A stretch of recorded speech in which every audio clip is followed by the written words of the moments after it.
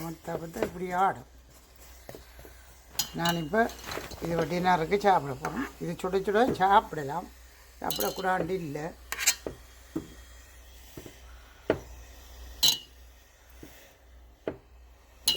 போட்டுட்டு தப்பி போட்டு இப்படியே மூடி விட்டால் 12 மணி நேரத்துக்கு பிறகு சீவா அந்த மாதிரி வரும். இப்போ இந்த கருப்புலேருந்து மெல்லிசா வறுத்துட்டு கோபி கிரைண்டரில் போட்டு நொறுக்கி இந்த மூக்களை எரிஞ்சிட்டு தோல் அப்படியே ஒட்டி இருக்கும் உளுந்தில்.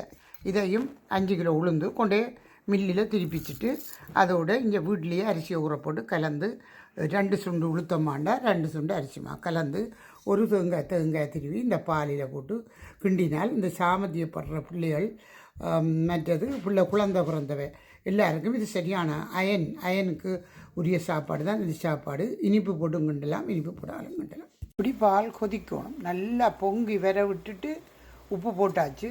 உப்பு போட்டுட்டு பொங்கி வர விட்டு மாவை போட்டு கிண்டணும். இப்போ மாவை போட்டு போட்டு போட்டு கிண்டணும். பால் கொதிச்சுட்டு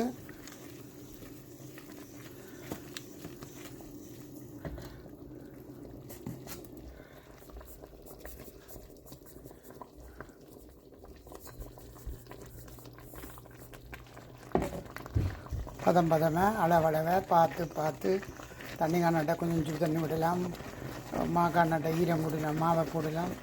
அப்படி கொண்டு நான் பதமாக தான் வச்சேன். அளவை பால் முழு மாவும் போட்டாச்சு, 4 சுண்டு மாவும் போட்டாச்சு.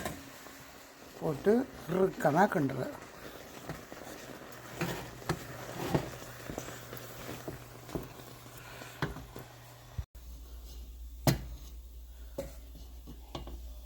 இதை உடனேயும் சாப்பிடலாம்.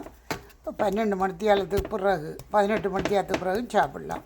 அவ்வளவு டேஸ்டாகவும் அப்படியே ஜம்மியாக வரும். இப்படி சீவலாக வரும். நாளைக்கு வச்சு சாப்பிட இப்போ உடனேயும் சுட சுட பிள்ளைகளுக்கு கொடுக்கலாம், குழந்தைகளுக்கு.